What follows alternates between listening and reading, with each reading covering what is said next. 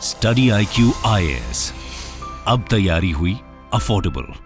नमस्कार दोस्तों अगर आपको याद हो लगभग एक साल पहले बीबीसी इंडिया मतलब बीबीसी का जो सर्विस है भारत के अंदर, उसके बारे में काफ़ी चर्चा हुई थी। भारत सरकार के द्वारा इनकम टैक्स के द्वारा कुछ रेड वगैरह भी कराए गए थे, वो मैं आपको आगे वीडियो में बताऊंगा। लेकिन उसके एक साल के बाद आप देख सकते हो एक बहुत बड़ा बदलाव हुआ है। बेसिकली क्या है, पहली बार ऐसा होगा कि बीबीसी अपना जो लाइसेंस है किसी दूसरे देश के अंदर वो किसी निजी कंपनी को सौंपेगा, प्राइवेट कंपनी को देगा। ये आप खबर देख सकते हैं, after tax searches FDI questions BBC hives off newsroom in India as a separate company। तो इसके बारे में हम डिटेल से देखेंगे, क्योंकि कई जगह मैं देख रहा था मीडिया से लेकर हर जगह सोशल मीडिया में कुछ लोग क्वेश्चन कर रहे थे कि क्या बीबीसी पूरी तरह से बंद हो गया है क्या ये पूरा मामला, वो मैं आपको बताऊंगा। चलिए आगे बढ़ते हैं, लेकिन उससे पहले ध्यान रखिएगा, आप में से जो भी लोग यूपीएससी की तैयारी कर रहे हैं, या तो आप 2025 की तैयारी कर रहे हैं तो ये वाला बैच ले सकते हैं, 2026 की तैयारी कर रहे हैं तो हमारा जो लॉन्ग टर्म बैच है वो आप ले सकते हैं। बस आपको हमारे वेबसाइट ऐप पर जाना है या फिर कमेंट सेक्शन में लिंक है और यूज करना है कोड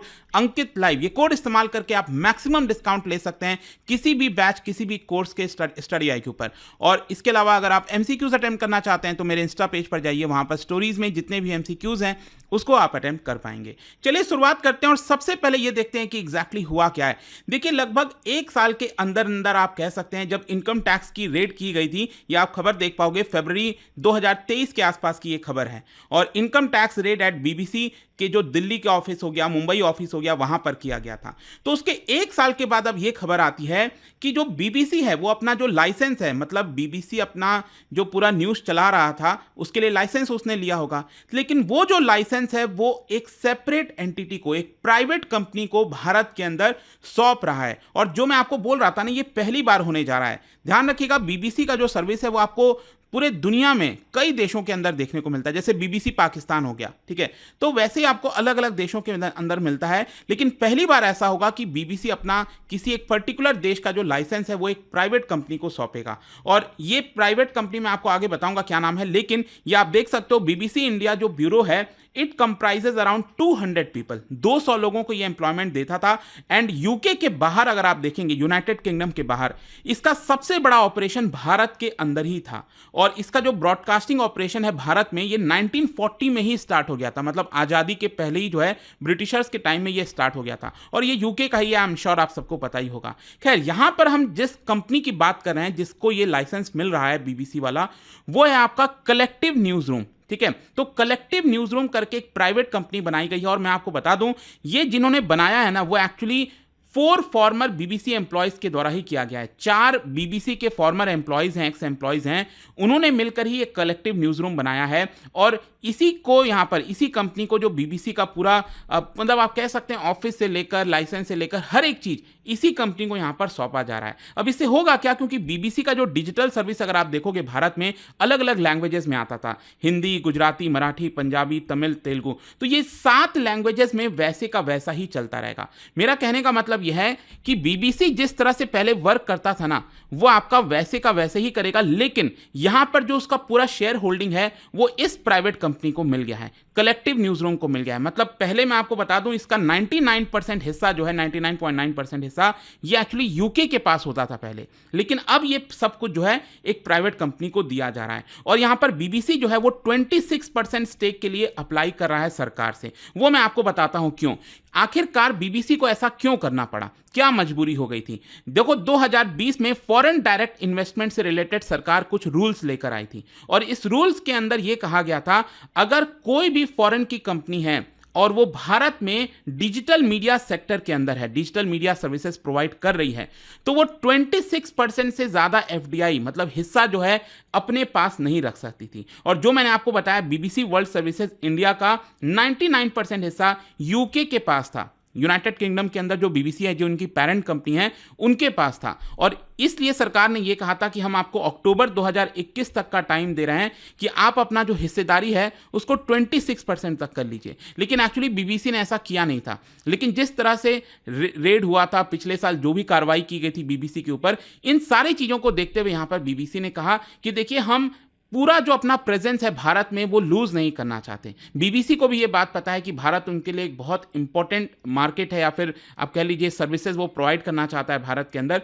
तो इसी के लिए क्या है कि ये जो कलेक्टिव न्यूज रूम, ये जो नई कंपनी बनाई गई है, इनके जो सीईओ हैं, चीफ एग्जीक्यूटिव ऑफिसर रूपा झा, उन्होंने ये कहा कि देखिए हमारे पास बहुत सारे ऑप्शंस थे कि आखिरकार बीबीसी का करना क्या है, यहां से किस दिशा में जाएगा बीबीसी, और साथ ही साथ हम चाहते थे कि कोई भी किसी का नौकरी ना जाए।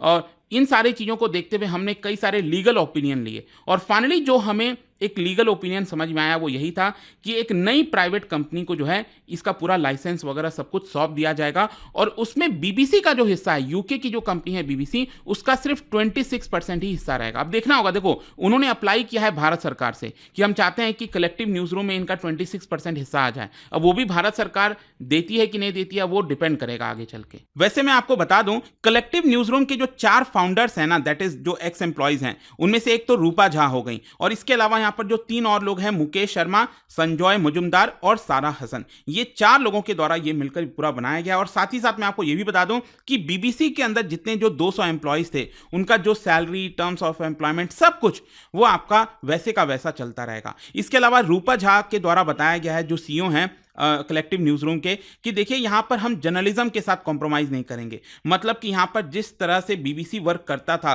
और जो फैक्ट्स को सामने रखता था, ऐसा उनका कहना है, और वो हम वैसा का वैसे ही रखते रहेंगे। खैर, यहां पर अगर हम आईटी रेट की बात करें, देखो फरवरी 2023 में आईटी इनकम टैक्स के द्वारा जो है रेड किया गया था, और वो एक्चुअली उस समय हुआ क्या था, अगर आपको ध्यान में हो तो बीबीसी एक डॉक्यूमेंट्री निकाल रही थी।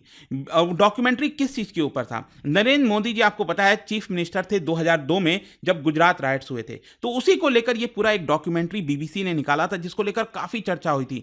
भारत सरकार ने इसको एक तरह से जो है आपका क्रिटिसाइज भी किया था कि ऐसा नहीं होना चाहिए, आप कैसे इस तरह के फैक्ट्स को यहाँ पर रख सकते हो। तो उसी के जस्ट बाद यहाँ पर आपको देखने को मिलेगा कि आईटी की रेड बीबीसी के ऊपर की गई थी। ऑल्दो मैं आपको यह भी बता दूं कि ये जो आपका डॉक्यूमेंट्री था ना, ये भारत में रिलीज नहीं किया गया था, एयर नहीं हुआ था। लेकिन देखो अब क्या है कि आज के डेट में ग्लोबलाइजेशन के ज़माने में कहीं पर भी दुनिया में कोई डॉक्यूमेंट्री आता है तो सोशल मीडिया में हर जगह आपको दिख जाएगा वो।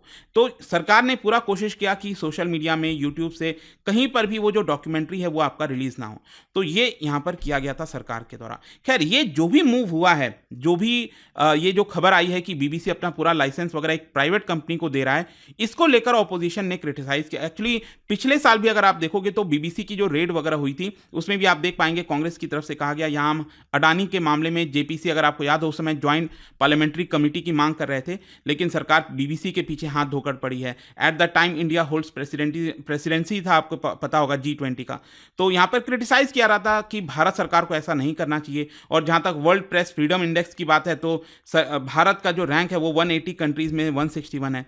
तो अपोजिशन ने भी इन सारी चीज़ों को लेकर क्रिटिसाइज किया है। आपका क्या सोचना है इसको लेकर, आप मुझे बता सकते हैं। बट ओवरऑल आई होप आप समझ गए होंगे कि बीबीसी का जैसे जिस तरह से वर्किंग होता था, न्यूज़ वगैरह चलती थी, वैसे का वैसे ही चलता रहेगा। इट इज़ जस्ट दैट कि बीबीसी को अब आप अलग तरीके से देख सकते हैं। भारत के अंदर कलेक्टिव न्यूज़ रूम जो है वो एक नई कंपनी फॉर्म हुई है, उनके द्वारा वो सब कुछ रन किया जाएगा। और जाने से पहले एक इंटरेस्टिंग क्वेश्चन, क्या आप बता सकते हो जो न्यूज़ ब्रॉडकास्टिंग स्टैंडर्ड अथॉरिटी है, इसके बारे में 3 स्टेटमेंट दिए गए हैं, कौन सा स्टेटमेंट करेक्ट है? इसका राइट आंसर आप सबको पता है, मेरे इंस्टाग्राम पर तो मिलेगा ही। वहां पर अगर आप नहीं हो कोई बात नहीं, टेलीग्राम से ले सकते हैं इसका सही उत्तर। मैं कई सारे जो MCQs हैं वो यहाँ पर स्टोरीज में डालता रहता हूँ। अगर आपको PDF चाहिए तो टेलीग्राम पर आइए, अलग अलग सोशल मीडिया पर आप जुड़ पाओगे। और जैसा मैंने आपको बताया, अगर आप UPSC की तैयारी कर रहे हैं, कोई भी बैच चाहते हैं, you can just use this code Ankit live to get maximum discount. And I hope की वीडियो आपको पसंद आया होगा। मिलता हूं आपसे next time. Till then, thank you very much, see you soon. Study IQ IAS, अब तैयारी हुई अफोर्डेबल।